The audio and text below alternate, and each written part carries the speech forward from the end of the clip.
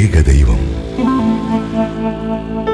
ഇസ്രായേലിന്റെ സ്തുതിയുടെ സിംഹാസനത്തിൽ ഉപവിഷ്ടനായിരിക്കുന്നവനെ, അവിടുന്ന് പരിശുദ്ധനാണ്.